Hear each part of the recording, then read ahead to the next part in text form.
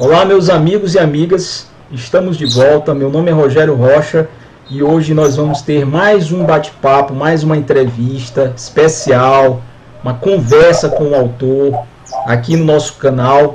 Antes de começar, lembrar mais uma vez a todos os que estão chegando a primeira vez aqui, compartilhem nossos vídeos, assistam, comentem, deixem temas, sugiram novas pessoas que nós possamos conversar e apoie esse nosso trabalho, esse canal, esse projeto. Principalmente você que gosta de literatura, que gosta de um bom livro, da leitura, e ajude a continuar esse trabalho, esse projeto. Bem, então hoje nós estamos aqui, como eu havia dito, com um convidado especial. Tenho a honra, a satisfação de receber aqui para a gente fazer uma boa conversa, um bom bate-papo, o poeta Antônio Ailton. Então, Antônio Ailton é natural de Bacabal, no Maranhão, é poeta, professor e pesquisador na área de poesia brasileira contemporânea, é doutor em teoria da literatura pela Universidade Federal de Pernambuco, já recebeu vários prêmios em livros de poesia e ensaio, tais como o Prêmio Literário e Cultural Cidade de São Luís, com poesia e ensaio, e o Prêmio Cidade do Recife, que ele também recebeu por poesias. O Antônio Ailton tem vários livros publicados, dentre eles o Serzir, que é um livro dos 50 anos, um livro de poesia recentemente lançado no ano de 2019. Tem um livro chamado Compulsão Agridoce, também de poesia, que saiu pela Paco Editorial em 2015. Os Dias Perambulados e Outros Tortos Girassóis, de 2008. As Habitações do Minotauro, que é um livro do ano de 2001. E também escreveu a Humanologia do Eterno Empenho, que é um ensaio com o qual ele recebeu o Prêmio Cidade de São Luís do ano de 2003. Também, além disso, há uma tese para você que gosta de leitura acadêmica, que gosta de uma escrita mais aprofundada, objeto de pesquisa, pode procurar também nas redes, na internet, nos repositórios das universidades, enfim, a tese que o nosso convidado escreveu, que se chama Martelo e Flor, Horizontes da Forma e da Experiência na Poesia Brasileira Contemporânea, que foi publicada com esse mesmo título pela editora da Universidade Federal do Maranhão. Então, está disponível. Você que é interessado em um bom texto de pesquisa, você pode também ir atrás da tese Martelo e Flor do nosso convidado, que é membro da Academia Ludovicense de Letras, na cadeira 22, cadeira que tem como patrono o grande Maranhão Sobrinho. E para terminar, antes de eu dar aqui o olá aqui para o nosso Antônio Ailton, vocês que gostam de internet e querem ler mais artigos, poemas, escritos, textos do nosso convidado, vocês podem acessar o www.antonioailton.wordpress.com. Vai aparecer aqui na nossa tela, vocês vão ver aqui durante a nossa entrevista, vai estar aqui, tá? Para quem não anotou, o site do autor, onde você pode, com mais calma, com mais vagar, ter contato com a poesia dele, com os textos de análise literária, de crítica e com os artigos. Antônio Ailton, um prazer, boa tarde recebê-lo aqui. Boa tarde, Rogério. Em primeiro lugar, eu gostaria de te agradecer, por este convite precioso. Também dar boa tarde às pessoas que, porventura, as pessoas que visitam, que estão inscritos, no teu canal. Então, assim, eu fico muito honrado, deste convite, até porque é um trabalho que você tem procurado desenvolver no mais alto nível, com entrevistados também de alto nível. E visito muito o teu canal também, vejo sempre as entrevistas, estou inscrito lá também.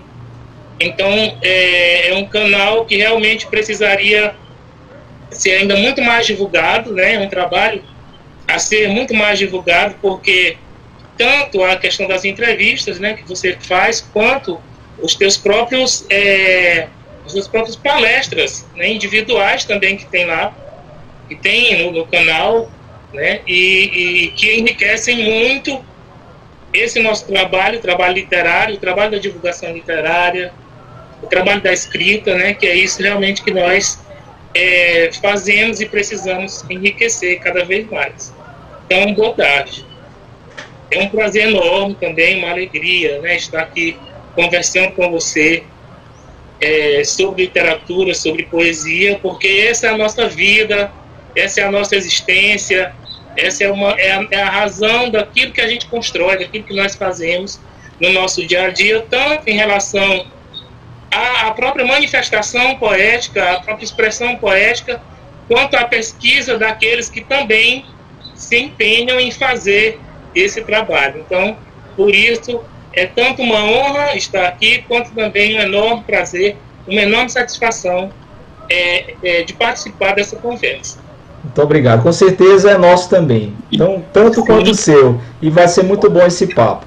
Bem, Ailton, eu costumo sempre, com os convidados aqui, com os entrevistados, tomar o rumo da literatura, como você já falou, porque é algo que nos move, né, o tempo todo. Claro. Mas sempre no início eu gosto de ouvir deles ou delas um pouco desse memorialismo da formação, né, da nossa trajetória de vida, até porque a nossa trajetória de vida, de alguma forma, ela pode não ser espelhada de todo no que a gente vai ser no futuro ou no que a gente produz depois, mas ela está imbricada, né? A gente também é parte do que a gente se torna como escritor, como autor, como produtor de cultura, tem marcas indeléveis do nosso trajeto. Então eu gostaria que você contasse pra gente um pouco, dentro daquilo que você puder contar, obviamente, como foi essa trajetória, alguém vindo de Bacabal, né, da cidade de Bacabal, Sim.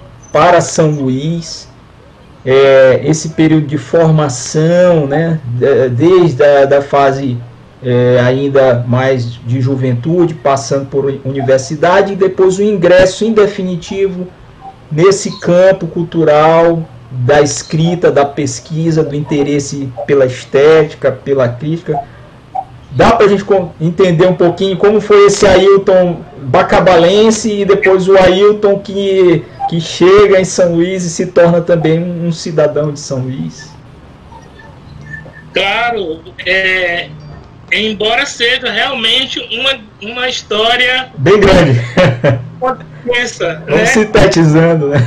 Os pontos principais, a vida é longa. Os pontos principais, a gente vai sintetizar com certeza. Então, Rogério, na verdade, eu sou do município de Bacabal, não exatamente da cidade de Bacabal, mas do interior de Bacabal, de uma região chamada Centro dos Carpinas, ali que hoje fica perto do município de Bom Lugar também, certo? Fica meio que naquela região ali, uma região muito bonita, Babaçual, açudes, tudo aquilo que a infância pode permitir, né, que a gente possa usufruir enquanto garoto, enquanto menino, né, ali naqueles lugares, né? Então, da roça mesmo. Meus pais são cearenses, da região de Sobral, da região do Crato, e vieram nas levas de migrantes aí na década de 40 para a região do Mearim, de Bacabal, né? Da região do Vale do Mearim. Ali vieram várias famílias cearenses, e eu acho que nisso eu já posso dizer um pouco da minha formação, porque com essas levas de cearenses, que não foi apenas a minha família, mas várias famílias no entorno que se conheciam, que formaram aquela população ali, cuidando de gado e de roça, né? Eles trouxeram o sertão nordestino. Perfeito. Entende? Eles trouxeram Virgulino Ferreira, Lampião. Veio junto, né? o que nós pudermos imaginar do fabulário, da mítica, do imaginário, inclusive católico e de santos, e de tudo do sertão. Minha avó, inclusive, fazia festejos, sabe? Sim. Para os santos, né? Como é muito tradicional, né, nessas regiões. Né? Então era tradicional. Então aquelas famílias se reuniam ali nos terreiros, né? No terreiro da minha avó, inclusive, naquelas casas, né? Naquele vilarejo, para festejar e com fogos e assim, aquela música, coisa, bebida, festa, dança, né? Tem aquela dança, hein? E sempre terminava em festa, em forró. Certo? Então, assim, com isso veio também a literatura de cordel. Na verdade, eu era uma espécie de ledor ali da região, porque haviam poucas crianças que realmente tinham um desempenho, e eu aprendi também com outras pessoas que não eram os meus pais, mas com cantadores, inclusive, que visitavam, e outros senhores que traziam literatura de cordel, aquela leitura cantada. Sim. Entende? O repente, então, né? Os repentistas, né? Repentistas, né? Muito bons, né? As pessoas vinham lá para casa. A vizinhança vinha lá para casa, tinha a luz de lamparina mesmo. Sim. Formava aquela roda e eu começava a ler aqueles romances, Pavor Misterioso, histórias mesmo de Lampião. Então, Patativa do Assaré. Rufino, Rei do Barulho, enfim. Aquele mundo de literatura de cordel, Cachorro dos Mortos. Sim. Essas narrativas que vão criando imaginários. Certo? E por sinal, é um imaginário riquíssimo, né? Um imaginário riquíssimo, né? É um universo riquíssimo. E outra, aquela leitura, ela parece que fica meio que entranhada também. Você já vai começando a dominar pela leitura a ideia da redondilha, sim, a ideia das sextilhas, das septilhas, que são a organização das estrofes. Do ritmo. Então, aquela forma, e o ritmo. O ritmo, né? Poético também. Então, eu tenho essa formação de lá já, do interior. Depois eu fui, lá só tinha até a 4ª série, né? Fui morar com a minha avó depois na cidade, ela já estava bem idosa e tudo, aí fui fazer companhia, estudei lá em Bacabal o fundamental e até na época que chamava segundo grau científico. Depois disso, como não tinha assim, alternativa, foi um momento de muito sofrimento, esse momento em Bacabal, porque houve um momento que eu fiquei só mesmo, numa casa, sem emprego e tudo, e aí passei por um momento no exército. Depois, como não tinha, eu passei por um momento realmente de muita dificuldade, até de comida, lá, porque era distante do lugar onde eu morava mesmo, né, da minha origem. Passei uma época trabalhando com armas no quartel, certo? De lá, de Bacabal, isso depois já do ensino médio, e depois resolvi fazer uma seleção para cá, para o Colégio Agrotécnico de São Luís. A Escola Agrotécnica. A Escola Agrotécnica de São Luís, que na verdade nós ficávamos internos lá, né? Ficamos internos, ali ficavam as pessoas, os jovens, ficavam lá mesmo, e às vezes no final de semana podia sair. Sim. Então eu fiz essa seleção para lá, passei e vim com ajudas, inclusive, de pessoas, né, que me ajudaram, e meus pais realmente foram um momento de muita dificuldade, e lá na Escola Agrotécnica eu fiquei mais ou menos uns 6 meses. Eu fiquei pouco tempo, eu não fiquei muito tempo, mas eu já tinha um ensino médio, entende? Sim. Então eu fiquei uma temporada lá, não tive condições de ficar, até porque tinha que ter um sustento interno, uma providência de materiais, de fardas, de botas e tudo, né? Quer dizer, todo aquele aparato, aquela instrumentação ali para trabalhar.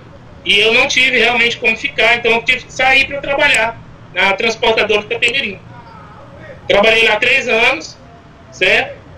Depois eu fiz um concurso para o Hemomar, para o Hemocentro do Maranhão. No Hemocentro eu pensei em fazer vestibular e fiz o vestibular em 1994, justamente para o curso de letras, que era já o meu alvo. Sim. Até meio que, digamos, deslumbrado com o curso de letras, porque na minha cabeça, eu que já vinha da história da literatura e já havia começado a escrever em Bacabal, inclusive já havia participado, inclusive, de festivais de poesia em Bacabal, para mim o curso realmente para o qual eu me direcionaria seria o curso de letras. Sim. E foi isso que eu fiz, em 94. Comecei também a ensinar em umas escolinhas particulares, até para o ganha-pão. Sim. E depois disso, então, eu saí do Hemomar e fui trabalhar só como professor. E desde então tenho seguido a carreira de professor. Embora que naquele momento que eu fiz o curso de letras, eu tinha uma outra visão da história. Eu achava que eu iria fazer um bacharelado em letras, ia fazer um pesquisador, e etc, e outra coisa. Mas, enfim, daí eu descobri, porque às vezes essa pessoa que entra no curso de letras, às vezes ela descobre que vai ser professor depois que ela está no curso. Sim, sim. Muita gente acontece isso, né? E outros cursos também. Hoje isso é mais... isso fica mais claro, sim, claro, né? É bem mais informado isso, mas antes não era bem assim. Não. A gente chegava lá e descobre qual é o teu curso. É licenciatura. Sim. Então, meu filho, é licenciatura, você vai ser professor. Vai ser professor. Né? Então agora você se depara com uma nova realidade, que é a realidade daquilo que você imagina e a realidade da educação. Sim. Então são dois grandes braços agora que você está sob sua responsabilidade, certo? De assumir aquilo ali, aquela trajetória. Então é mais ou menos esse o meu percurso, né? Claro que depois conheci a minha esposa hoje, tem família, já filhos, certo? Então, e tenho construído também esse percurso assim, de vida, de existência. Mas em relação à literatura, aí é uma outra coisa que também começa em Bacabal e eu ingresso aqui em São Luís justamente nos anos 90. Os anos 90. Então, como você falou dos anos 90, a gente vai para ele agora. Então, vamos voltar para os anos 90. Você começou a publicar nesse ano, nesse período, juntamente com pessoas como Bjork Mesito, Fernando Reis, Gil Pires, Agamenon de Jesus, Georgiana Braga, Rosemary Rego, Ricardo Leão. Então, são seus, por assim dizer, seus contemporâneos, não é isso? Então eu queria que você contasse um pouco sobre esse momento, quando você já é jovem, né, adolescente para jovem, encontra esse pessoal, encontra vamos dizer assim, uma cena talvez já de uma geração mais antiga, que já estava num certo patamar de estabelecimento solidificado, nomes que você com certeza vai falar aí, daqui do Maranhão, de escritores, escritoras, e os grupos que vocês começam a fundar, a organizar. Então eu queria que você me falasse um pouco dessa época, contextualizasse e trouxesse essas memórias, e do que você acha que foi importante ou não, do que valeu a pena ter vivido desse período aí, né? E para onde foram essas pessoas todas que eu citei? Que fim foram dados, assim, cada um? Olha, Rogério, eu considero aquele momento ali dos anos 90 um momento fundacional também para a literatura hoje que a gente produz hoje aqui no Maranhão, no Brasil, né? Mas especificamente aqui mais no sentido da proximidade do lugar. Quando eu estava ainda no Hemomar, eu comecei a frequentar o Departamento de Ações Culturais da UFMA. Sim. Porque o Departamento de Ações Culturais da UFMA,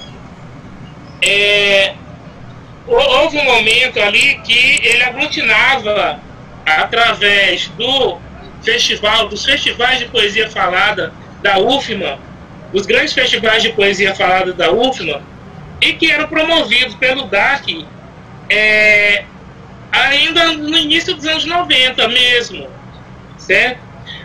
O poeta José Chagas foi muito importante ali também, porque ele trabalhava no departamento. Sim. Então ele puxava para esse lado também da poesia, e ali foi um ponto de encontro, digamos assim, de todo aquele pessoal que vinha.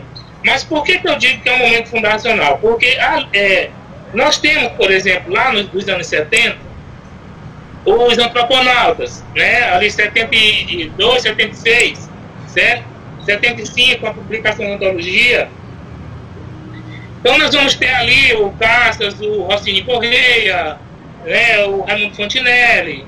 Então aquele pessoal, o Viriato Gaspar, né? Sim. Então, aquele pessoal que fundou, que pensava um novo momento ali. É claro que em tudo isso se constrói meio que uma mítica, porque evidentemente apesar de esse grupo buscar um novo perfil de poesia e literário, mas na estrada já vinham não só o Ferreira Goulart, que já tinha ido para o Rio, mas também Nauro Machado, que nunca saiu de São Luís, daqui, e que era uma poesia, mesmo praticante do soneto, mas é uma poesia super moderna, né? Mesmo. É uma poesia moderna, super moderna, no modo de falar, evidentemente, mas dentro da categoria do modernismo, né? Do Maranhão. Já havia a bandeira Tribuzzi, certo? José Maria Nascimento, Jorge Nascimento, Alberito Carneiro, Arlete Machado, Arlete Nogueira da Cruz, certo? Então, assim, já vinha uma história, já havia uma trajetória. Depois nós vamos ter os párias, certo? Nós vamos ter os párias, depois os antroponautas. Então, surgiu o Poemice, mas um pouco depois, no momento daqueles festivais, né, de poesia falada, ali o Palacete Gentil Braga aglutinou muita gente. Muita gente. Então ali se reuniu, né, apareciam para se inscrever no próprio concurso o Gil Pires, o Bioc Mesito, certo? Veio o Agamenon de Jesus depois, mas dali houve também uma inter-relação, claro, com outros grupos, com grupos que circulavam na Praia Grande, porque já era um momento realmente de cultural, né, assim, de aquela efervescência toda, né? Isso. A própria UFMA, do curso de letras, pessoal de comunicação, filosofia tinha também. As caloradas, né? Tinha aqueles o todo que eles faziam ali, aquelas festas, aquele negócio. Então aquilo ali aglutinou muita gente, houve esse momento de conhecer-se uns aos outros. Um intercâmbio, né, Ailton? Muita gente de várias áreas, o cara das artes, com o cara das letras, o filósofo, com o historiador, aquela coisa toda, né? Exato. Cientista social. E tinha também um outro local importante, um outro burburinho importante, que eram os bares do Reviver. Sim, principalmente lá, eu acho que até mais. Eu acho que até mais lá nos bares do que na universidade. Exato. Esses não podem ser esquecidos, né? Os bares da Praia Grande. Pode não. Que tem um papel fundamental no modernismo do Maranhão. Eu até diria que muita gente se formou ali. Muita gente se formou em poesia, em literatura, em artes ali. Ali, porque, Rogério, tem uma coisa interessantíssima. Que se dá pouca importância, inclusive nas pesquisas, para essa conversa formadora da mesa de bar. Pois é. E às vezes as pessoas entendem como uma grande perda de tempo e aí relaciona às vezes ao alcoolismo, e não é nada disso. Não. Ali é a frequência dos artistas que vão se formando, vão conhecendo, trocando livros, trocando informações e tinha mais. Ali surgiram os grupos, esses grupos realmente que a gente fala, né? Final dos anos 80, anos 90, e era para ali que era ali que nós combinávamos. Era uma convergência, né? Era um centro de convergência, né? Centro de convergência. Exatamente, para conversar sobre poesia e sobre literatura. Perfeito. As conversas, e às vezes até disputa, porque ali é um espaço também democrático. Sim, né? Em que, por exemplo, Bar do Adalberto, ali no Bar do Adalberto, a primeira figura que a gente encontrava era o Nauro Machado. Sim, sempre lá. Sempre lá. Era habituê. Sim, era habituê. Certo? Era para ali que as pessoas iam, né? Claro que eu estou falando de um momento que eu conheço. Sim. Antes disso, né, já havia esses encontros já aconteciam, certo? Com certeza. Mas naquele momento ali, eu lembro que, por exemplo, às vezes o Agamenon de Jesus anotava até numa folha de papel um tema. Sim, na hora, né? Então, ali entre uma cerveja e outra, uma tiquira, uma não sei o que, surgia um mote, um tema, e o cara, vou escrever aqui. E aí a gente ia anotando, disputando cada um com a sua fala. Sim. Certo? Não, agora é fulano que está falando. Sim. Então, foi um momento realmente que eu conheci o Bioc Mesito, o Agamenon de Jesus, o Ricardo Leão, o próprio Dio Pires, o Dilson Júnior, Georgiana Braga. Então tinha muita gente. A Rosimeire Rego, que na verdade eu já conhecia de outros lugares, né? Porque em São Luís também, quando eu cheguei, já havia a AME, a Associação Maranhense de Escritores. Então, ela estava já nos últimos dias, mas ali a AME promovia ainda algumas reuniões nas quais se encontravam, por exemplo, Nauro Machado, José Chagas, grandes poetas daqui. Sim. Então, eu já conhecia a Rosimeire Rego dessas reuniões. Então, só retomando a questão desse grupo, né, que começa a se formar, do Agamenon, Dio Pires, né, a Rosimeire Rego, a Georgiana, Judite, outras pessoas, várias pessoas que se aglutinavam ali, e acabamos por fundar o que nós viemos a chamar de Curare. Curare. Sim. Isso.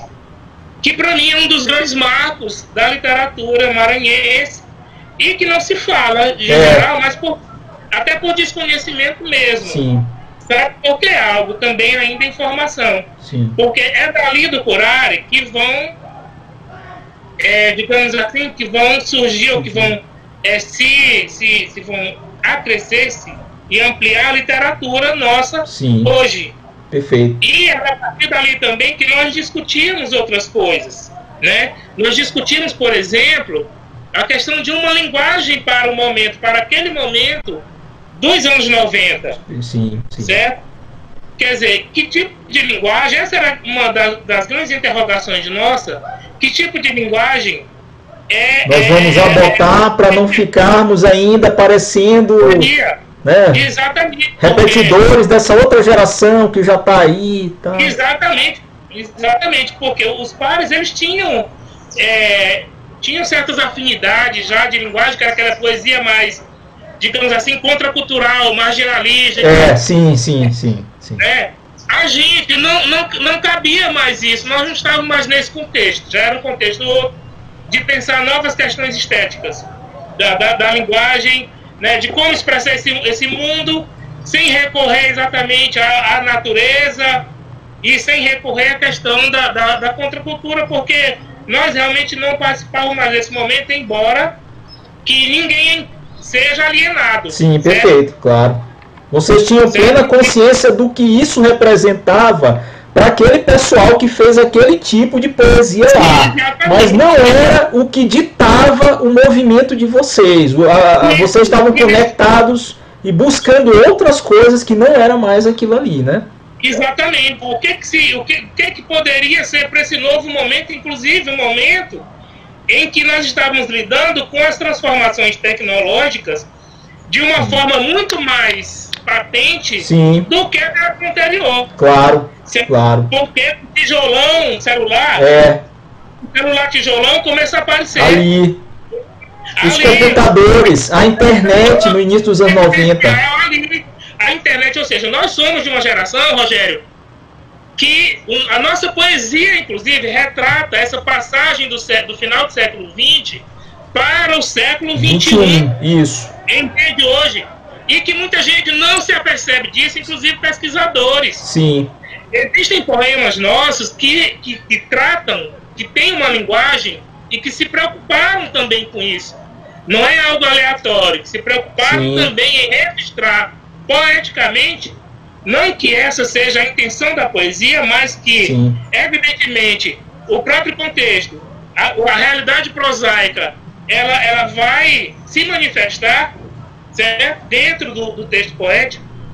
Então, a experiência nossa, subjetiva, em relação àquela experimentação toda ali, aquele momento, tudo está registrado na poesia. Tá.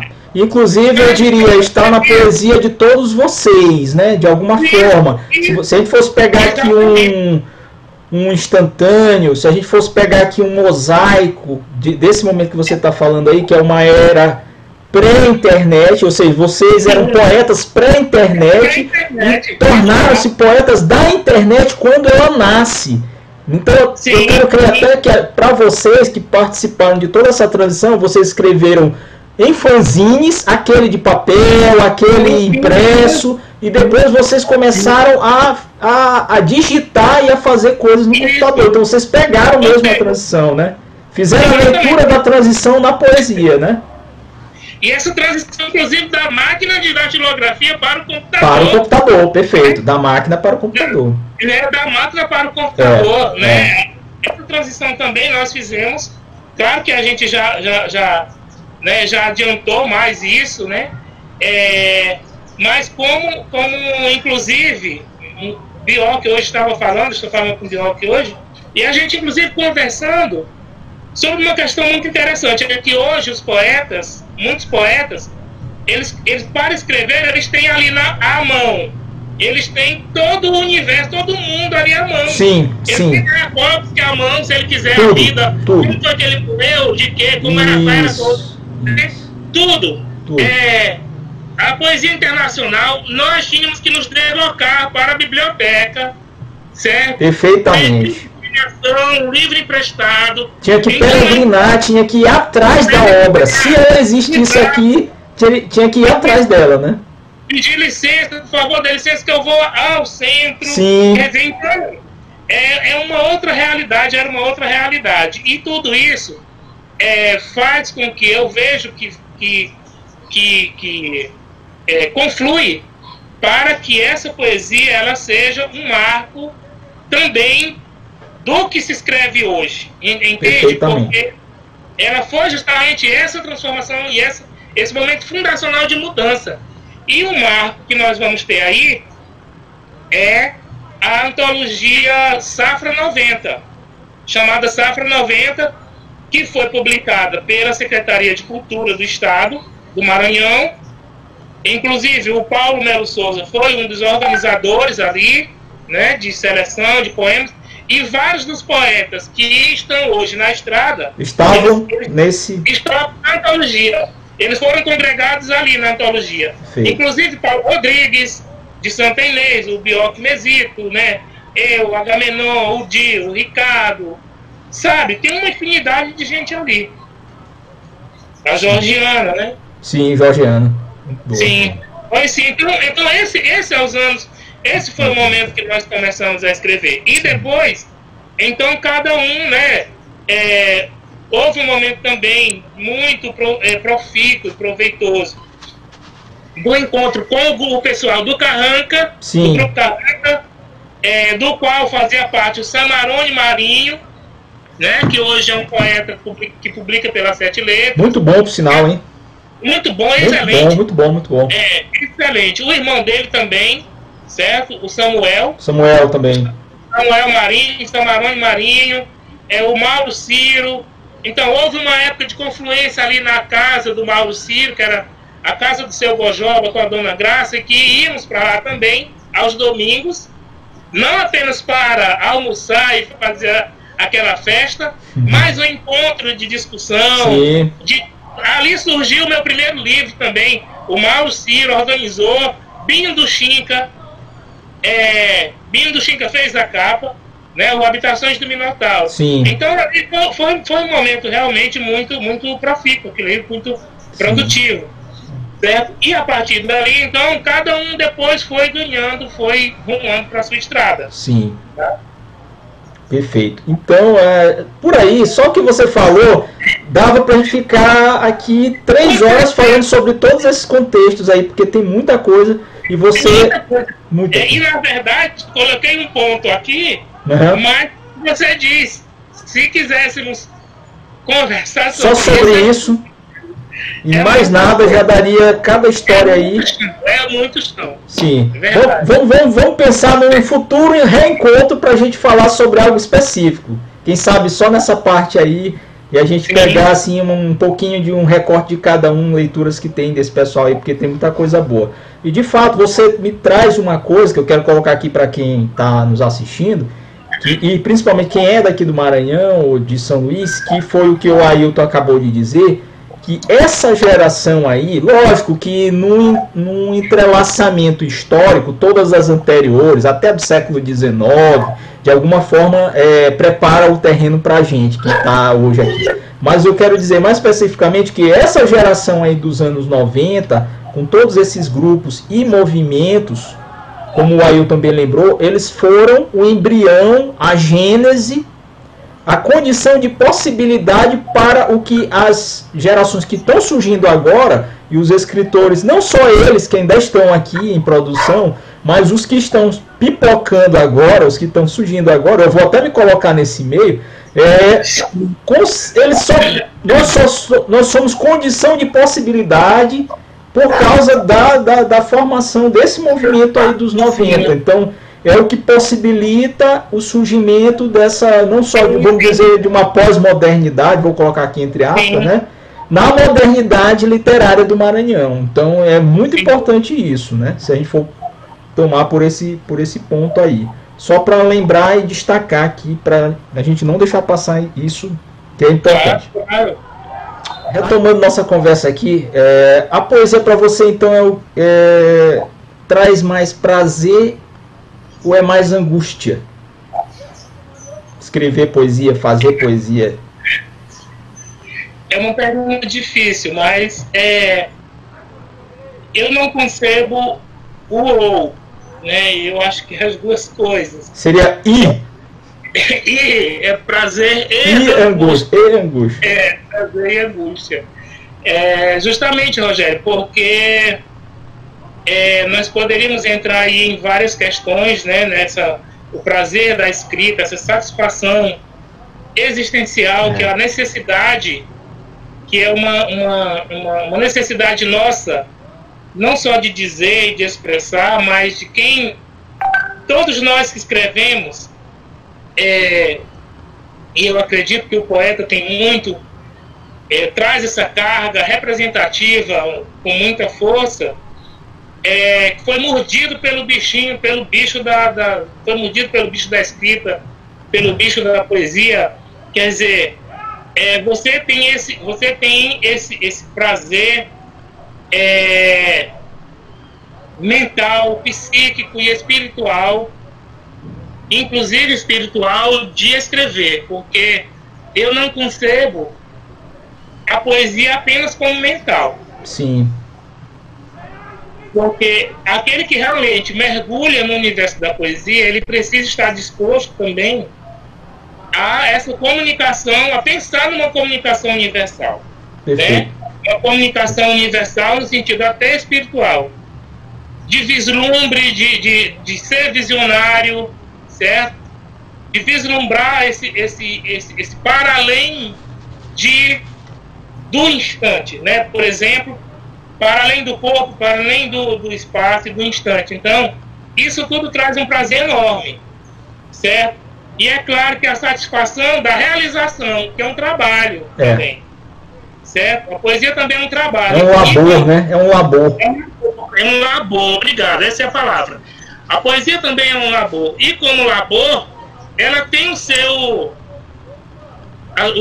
sua catarse, a sua, sabe, o seu dispêndio, o seu fôlego, né?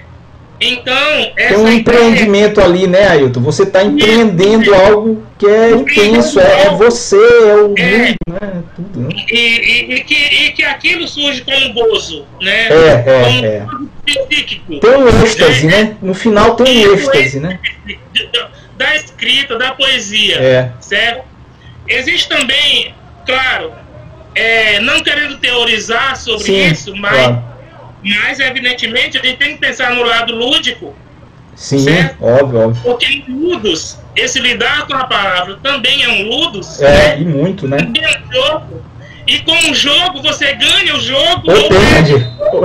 Ou você perde ganhando o jogo. Isso, Entende? Porque nós nunca perdemos de todo, né? Nós nunca perdemos de todo, mesmo quando... A gente nunca perde de todo. E tem o lado angustiante, né? Os dois lados angustiantes.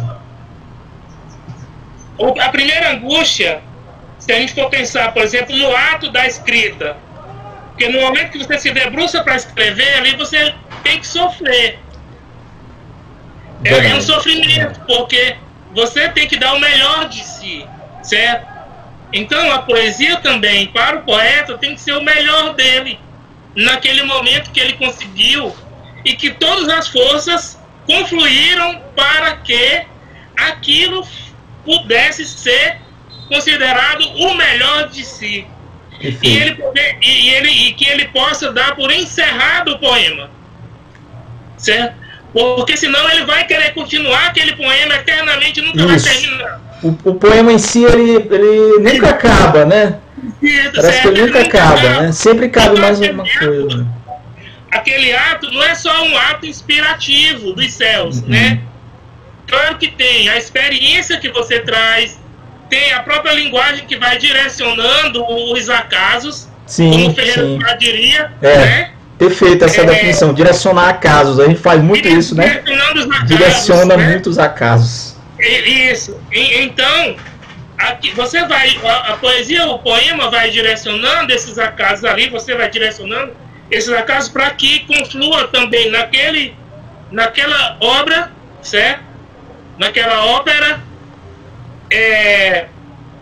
mas também, então esse é o ato, né? Esse é um ato angustiante, porque você pode passar tempos escrevendo o mesmo poema, você pode pensar naquilo que poderia colocar ali ou não, sim, se aquele poema presta ou não, de acordo com o teu senso crítico, perfeito, certo? Porque um verdadeiro senso crítico, ele vai mensurar aquilo que foi escrito de acordo com as experiências de leitura que se tem, certo? Sim. E aquilo vai resultar em que ele jogue fora ou não aquilo que ele acabou de fazer, certo? É verdade. Então pode acabar se tornando angústia. Por exemplo, eu estou angustiado agora porque eu não consigo, ultimamente não tenho conseguido escrever como eu queria, nem escrever na verdade poesia. Estou direcionando para outras coisas. Sim, certo? Claro. Então o momento dela é o momento dela. E que a gente também deve estar sensível a isso, deve ser sensível a isso.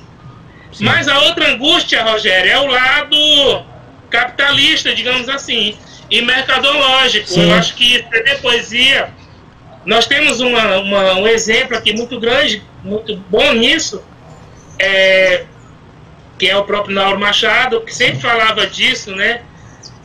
Dividir essa história entre o poeta e o homem como um conflito trágico, em que o homem tem que sobreviver, certo? E o poeta tem que escrever, e escrever o melhor, certo? Escrever obras-primas, mas que às vezes ele não tem esse retorno, é um tempo que ele vai despender para aquilo ali, mas ele não tem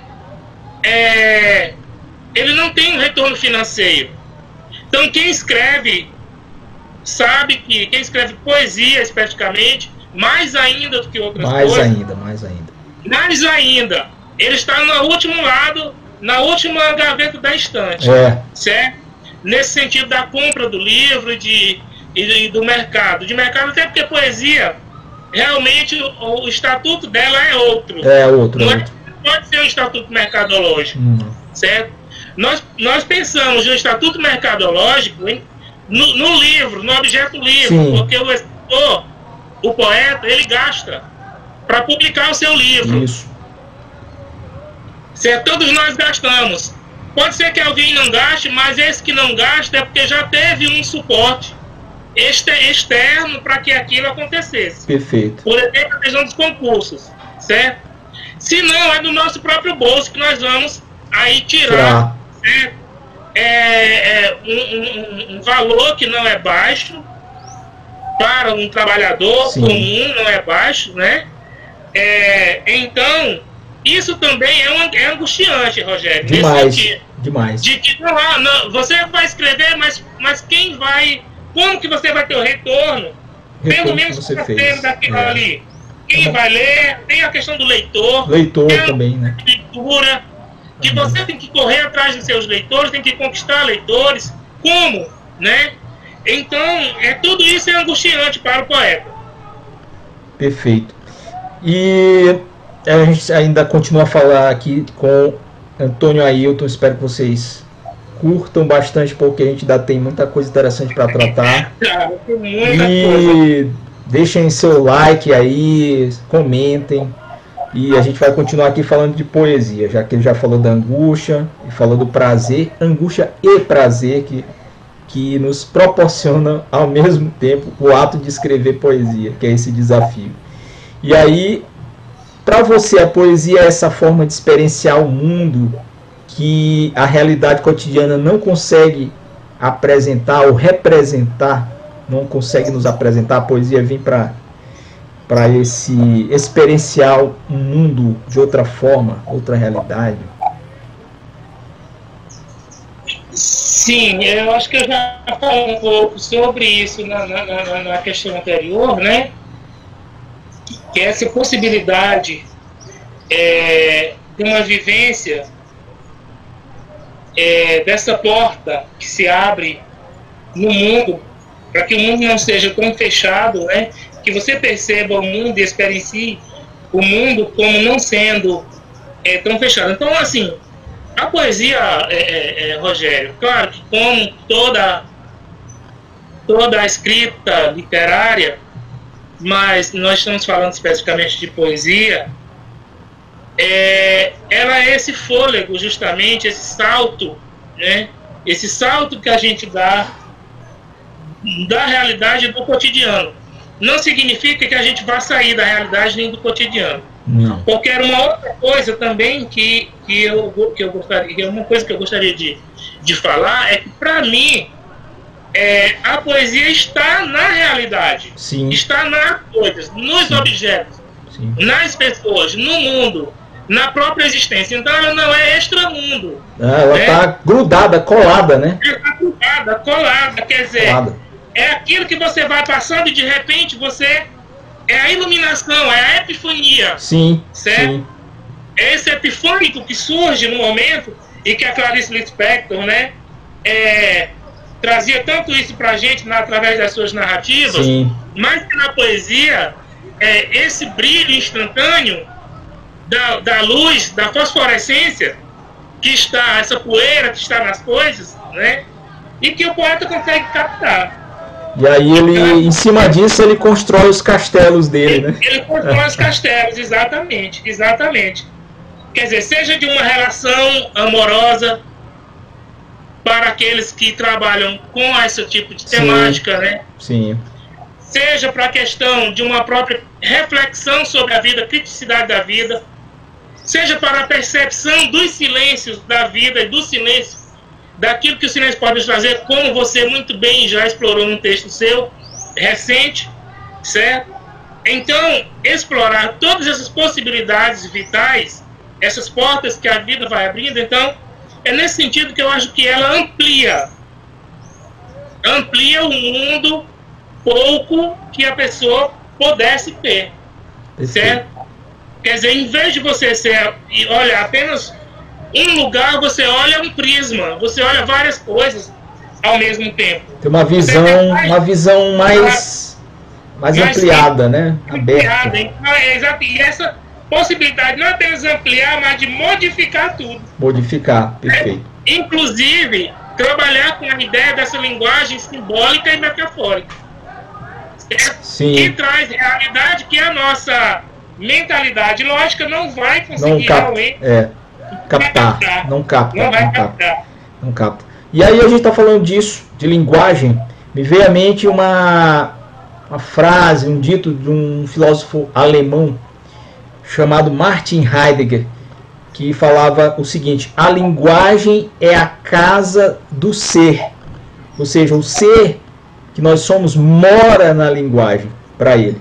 E aí eu te pergunto, ainda nesse olhar nosso aqui de quem escreve, nessa casa da linguagem cabe tudo? Tudo é possível nesse campo da linguagem?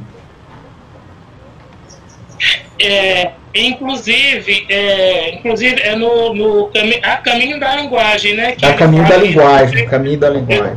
O livro A Caminho da Linguagem que ele fala. E que ele vai tratar também da poesia do Hölderlin. Ele lia demais e gostava, adorava. Isso. Então, Rogério, eu creio que cabe tudo, num certo sentido. Porque não existe, na verdade, o ser sem linguagem, em primeiro lugar, né? Uma outra coisa que eu concebo é que você tem que expressar de alguma forma, né? Você tem que se dizer de alguma forma, mesmo ontologicamente, seja como for, ele tem que se expressar, ele tem que se manifestar, e ele se manifesta de alguma forma, e é assim que ele vê também essa manifestação do mundo de algum modo. Então, nesse sentido é que eu acho que a linguagem é a casa do ser, né? Nesse sentido de que ela vai comportar realmente ele, o ser, no sentido total, né? Se a gente for pensar em qualquer coisa, não vai ser possível isso sem a linguagem, mesmo que nós fôssemos falar do sem sentido. Sim. Ou do nuance. Isso. Certo? Agora, trazendo para o lado da poesia, se cabe tudo, é uma outra história. Que cabe, certo? Agora, o que eu vejo hoje, muitas vezes, é as pessoas querendo juntar tudo, às vezes num conglomerado de coisas, e dizer que é poesia, e nem sempre é. E que pode ser, certo? Perfeito. Mas então ele tem que procurar o poético dessas coisas, o poético dessas formas, o poético dessa linguagem, porque eu posso juntar um poema dele pode ser, a poesia a gente sabe que ela vai ser, o ser da poesia vai estar no poema. Perfeito. Isso. Então, mas todas essas formas, então, que a pessoa possa comportar, e todas essas linguagens, né, no sentido de caber tudo ali, eu acho que cabe. Porque é a pessoa que vai fazer a singularidade. É o poeta que vai fazer a singularidade da sua proposta. Mas não pode ser a forma pela forma. Perfeito. A linguagem pela linguagem. Entende? Sim. Não dá para ser, não é porque a linguagem é a casa do ser, que agora o ser é só isso, é só a linguagem e a metalinguagem, o teatro da linguagem. Eu não concebo assim, de que o ser seja o teatro da linguagem. Certo? É claro que existem os jogos de linguagem, que já são outros. Sim, é outra coisa, é verdade. É outra coisa. É outra coisa. Mas que ali não se pode agora entender o poético como exclusivamente a linguagem. Sim, porque senão ficaria também algo muito solto, aleatório, né? Até porque, como você falou, até os jogos tem regras, né? O jogo da linguagem, se a linguagem está dentro de um jogo, todo jogo tem regra, né? Todo jogo tem regra, né? Então não pode ser ali só a linguagem pela linguagem, porque é o ser que vai se manifestar dentro da linguagem. É o ser que vai se manifestar na linguagem e pela linguagem. Certo? Então vai ser essa confluência entre o mundo que o ser já leva e a linguagem. Sim. Certo? Sim. Esse mundo enquanto linguagem, mas que está ali, que é o ser, né? Quer dizer, que é essa voz que vai aglutinar tudo, né? No sentido do poético. E aí, se a gente for pensar em Heidegger, é essa voz que é temporal, né? Mas que é também espacial. Ele trabalha com essa dimensão, né? Do espaço e do tempo, né? Todas as coisas, do fenômeno, né? Tem um fenômeno. É um fenômeno, exatamente. E então, agora a gente fala também um pouco mais sobre livros e literatura. Para onde é que a gente está indo, hein? É difícil falar hoje no século XXI para os caminhos que os livros, que a literatura está indo. E aí eu não falo só poesia, não. Será que a gente está indo para algum lugar, ou esse lugar ainda não existe, é um lugar nenhum, a gente está tateando assim no escuro? Essa configuração desses novos tempos aí para as artes, para a literatura, de um modo geral, né? Os gêneros. Olha, é interessante. A gente... nós conversávamos ainda há pouco justamente sobre um momento recente dessa produção poética recente, certo? Em cujo contexto nós estamos. Sim. Mas nós falamos aí da passagem 90. Aí dos anos 90 e tudo, né? Então nós falamos com maior propriedade, até porque mesmo tão recente, nós já temos um pouco mais de distanciamento disso. Agora, falar do momento atual é realmente sempre um perigo, é sempre... um desafio, né? É um desafio. É um desafio, nós vamos sempre pé ante pé, justamente porque nós estamos mergulhados nesse momento, é difícil, portanto, nós definirmos realmente para onde vamos agora e tal. Porém, no dia que eu fui apresentar a minha tese, lá na MEI, certo? Que é uma livraria aqui conhecida, né? Apresentar o lançamento do livro que comportava a tese, eu falei dessa questão de que nossa poesia, aquele momento ali, era um momento de transição política. Era um momento de transição política. Certo? Sim. Nós estávamos em transição de um governo dito de esquerda para um governo, né, de direita radical. Sim. Certo? Então, naquele momento, essa pergunta me foi feita: para onde estamos indo? E eu falei que nós iríamos ter uma experiência de uma poesia mais voltada para o engajamento político. Sim, sim. E não apenas político, porque nós estamos vivendo também um outro momento, claro, de reafirmação de lutas que vem acontecendo, por exemplo, lutas étnicas, certo? Sim. Desde aí, principalmente a poesia que começa aí já dos anos 60 aí, com o pessoal dos grupos, tá? Por exemplo, que participou Salgado Maranhão, dos Cadernos Negros e tudo, certo? Nós vimos também de uma poesia de afirmação da questão homoafetiva, certo? Sim, também. Então, esses grupos, essas pequenas... literatura de minoria, né? Vamos chamar assim, literatura de minorias. Elas também, claro, elas veem na poesia, evidentemente, porque é a linguagem e é a voz, certo? Uma possibilidade de expressão. Sim, perfeito. Então, eu disse naquele momento que esse era o momento em que isso iria explodir ainda mais, porque é claro que isso já vem acontecendo há muito tempo. Uhum. Porém, né? Não é dizer que isso é de hoje, certo? Sim. Já é uma luta constante e secular. Porém... É um processo, né? É um processo. É um processo. Porém, esse momento, ele proporcionou isso, e ainda mais com as questões políticas agora, se acirraram, porque as minorias, elas têm ganhado mais força também nesse sentido de contraposição. Sim, sim. Certo? Então, essa contraposição através da voz poética, da chamada também de poesia engajada, certo? Ela tem sido muito mais forte. Nós não podemos negar que ela tem sido forte. Está mais visível, certo? Também, né, Ailton? Ela está bem mais visível. Está mais visível.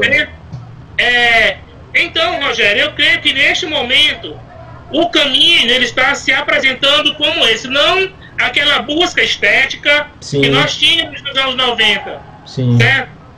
De linguagens e etc. Não é isso agora, não é essa a pauta, digamos assim. Então, central, né? O que está no foco central, né? O foco central. Nós precisamos admitir que existe uma linha standard na poesia. Precisamos admitir isso. E essa linha standard é justamente isso que se apresenta, que nós estamos discutindo agora. Que se apresenta como essa ênfase e esse foco na questão experiencial, na questão do vivido, das vivências, das experiências particulares e dos grupos, das minorias. Então, que tem buscado sua voz através da poesia. E eu vejo que é esse momento, que assim, é claro que o momento político proporcionou muito semelhante, né, a outros momentos anteriores, e eu creio que isso pode ter, trouxe também esse lado mais efetivo da poesia, dessa poesia dos grupos, das minorias, de afirmação. É aí que eu chamo, na minha tese eu chamo isso de co-narratividade. Eu chamo isso de poesia co-narrativa. Co-narratividade, né? Co-narrativa, né? Isso, com hífen, certo? Sim. Co-narrativa. Por quê? Justamente porque o poeta fala a partir de uma narrativa do seu grupo, da sua memória, das memórias dos seus grupos, ou da afirmação e das lutas. Tem uma nova lírica aí, porque você trabalha, acho que você fala de uma nova lírica, com essa nova lírica, né? Estava lendo o seu trabalho e você fala nisso. Exato, então é a poesia que vai ele e vai, é uma narrativa do grupo, é uma co-narrativa. Entendi. É a narrativa em conjunto ali. Sim, sim. Quer dizer, ele não está apenas trazendo aquela coisa existencial, do ser... Do meu mundo, só do meu mundo, do meu indivíduo, né? Do eu indivíduo. Isso, dessa co-narratividade do grupo. Sim. E às vezes até com memória do grupo também. Sim. Certo?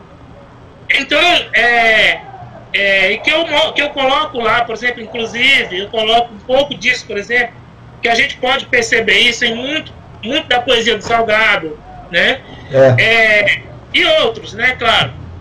Então, do Edmilson, por exemplo, Pereira, que a gente pode ver isso aí. Né? Então tem muitos hoje, né? Esse tipo de poesia. Então é isso que eu vejo. Esse é o caminho que eu acho que agora ele vai se buscar se afirmar.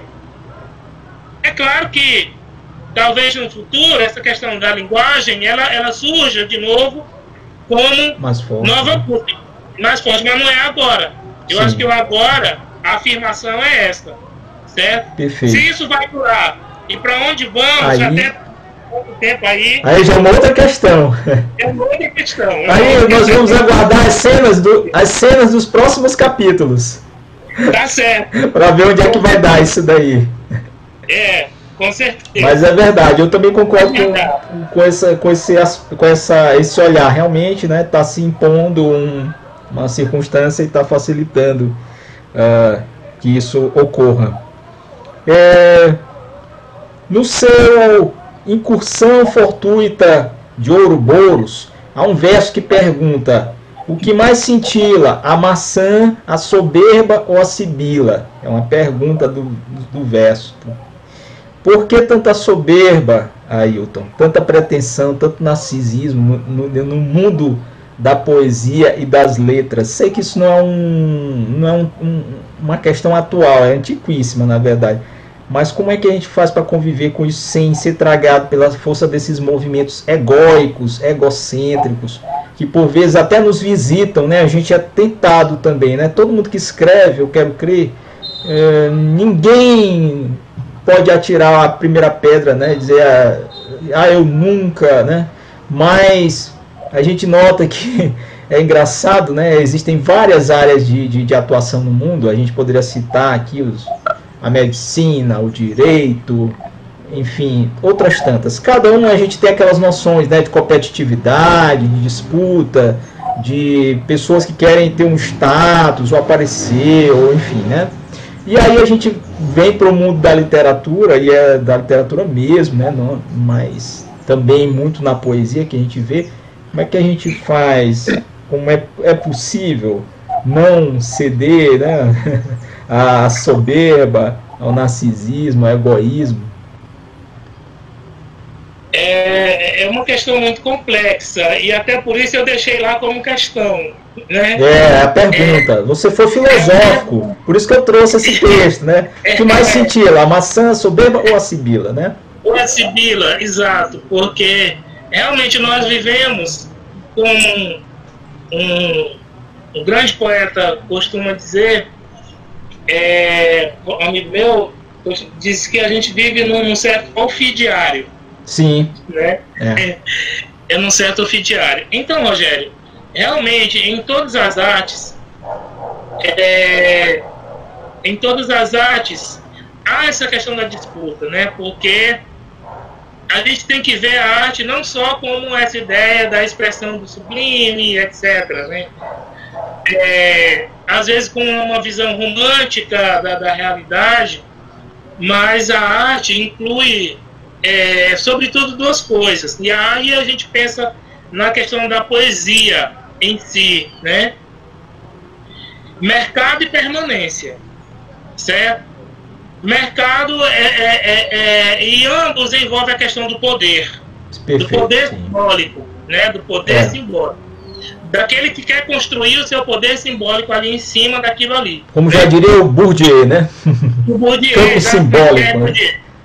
E nem sempre tem boas intenções ou nem sempre vai conceber a poesia como algo realmente, essa confluência do universo com o ser e com a linguagem. Nem sempre vai conceber a poesia assim, que é o caminho, né, da concepção poética, é esse caminho de conceber o universo. Inclusive os japoneses fizeram isso muito bem através do haikai, né, verdade, por exemplo, verdade. Né, que é essa confluência daquilo que é universal, o sujeito, o espiritual, o ser, e a própria linguagem como manifestação artística, né? Então nem sempre vai se conceber assim. Alguns concebem, e eu acho que o Maranhão tem muito isso também, de conceber a poesia como uma porta de permanência. Eu acho que é a eternidade, né? Sim. Eu vou escrever poesia, eu vou ser eterno, ou não sei mais do que. Muitas coisas passam pela cabeça da pessoa, e aí ela vê naquilo ali uma oportunidade de também mostrar suas potencialidades, certo? E aí entra o ego do ser humano, porque todos nós temos. Sim, todos, negado. E o ego do artista é do tamanho do mundo, né? Todo artista acha que ele se não for o melhor, mas ele está beirando, né? Ele está lá. Ele só quer estar lá acima, né? Ele nunca quer estar entre os que, né, mais fracos. Está sempre o mais potente, o mais forte. Então, esse sentido de achar que é permanência e que quer buscar por aquilo ali uma afirmação pessoal, entende? Sim. Então, existe isso do artista. Quer dizer, às vezes nem sempre ele está visando a arte em si, mas uma afirmação pessoal. Então, esse é um problema e é um erro. O outro é a questão exatamente mercadológica. Porque a gente sabe que a literatura e a poesia, mais especificamente, já falamos disso, é talvez a mais prejudicada, né, de todas essas artes, assim, sobretudo a questão literária, na questão mercadológica. E o mercado da literatura é algo horrível, é algo realmente estarrecedor, certo? Porque você passa anos e anos escrevendo, E nem sempre você vai conseguir chegar realmente. Você pode, às vezes, até se realizar como artista, mas às vezes você não se realiza como um artista que é divulgado nacionalmente, né? Não se realiza como um escritor que poderia ser reconhecido de outra forma, certo? Então, às vezes, a arte é assim. A arte ela pode não te dar um retorno imediato, e quem entra nisso, quem entra nela, esperando isso, vai ser frustrado. Muito provavelmente. Muito provavelmente, é verdade. Muito provavelmente. Né? Porque a gente sabe que tem pessoas que têm seus meios. Sim. Então ela não vai se frustrar. Vai ser um tapete vermelho. Às vezes acontece isso. Né? Pode ser que a pessoa esteja também muito competente e esse tapete se abra. Seja um gênio, a questão da genialidade que a gente acha que não tem, e afirma hoje que não tem, mas que evidentemente existem pessoas com maior competência para aquilo ali do que outras. Isso. Certo? A gente não pode dizer que todo mundo tem a mesma competência dentro de uma determinada arte, Rogério. Não. Embora que a porta seja aberta para todos. Certo? Sim. E, inclusive, na escrita, existe a questão da morte do autor, que vem ao encontro disso, de que todos somos um grande aglutinadores de sentido e etc. Mas a verdade é que existem pessoas que têm uma competência extraordinária dentro da arte que faz. E essa pessoa, muito provavelmente, ela pode ter, dependendo das portas, alguma chance. Certo? Alguma chance. Tá? Mas a arte é como todas as outras coisas em relação ao mercado. Existem os contextos, as oportunidades, o momento, a sorte. A sorte até, né? Tem gente que tem sorte, né? A sorte até. Tem gente que não tem qualidade, mas tem muita sorte. Às vezes a pessoa não é um grande escritor, mas ela tem a sorte de ser... Ela nasce, ela aparece no momento certo, ela escreve algo que as pessoas gostaram de ler, e de repente foram lá e não... Isso que fulano está escrevendo é interessante, ou então chama atenção. Exato. Então, o que eu acredito é que possa haver possa haver algo que a gente possa se concentrar, se fazer e pensar em si, a sua arte. O que eu estou fazendo realmente? Eu preciso de certas exposições, certo? Eu preciso me expor de certa forma, ou eu preciso construir a minha arte, porque essa aqui é a minha vida, e realmente não me importar exageradamente com o que está acontecendo lá fora, né? Cada um aí tem o seu caminho, a vida para fazer, todos temos direito também de ter as mesmas oportunidades. Então são questões que aí só o indivíduo mesmo pode resolver, certo? Porque a arte tem esse marco individual. Certo? Então, se houver uma maturidade da pessoa, é muito mais fácil para conviver nesse sentido, né? E certas percepções. É muito mais fácil para conviver consigo mesmo, com a sua arte, com as angústias da arte que a arte traz. Que ela traz consigo, é verdade.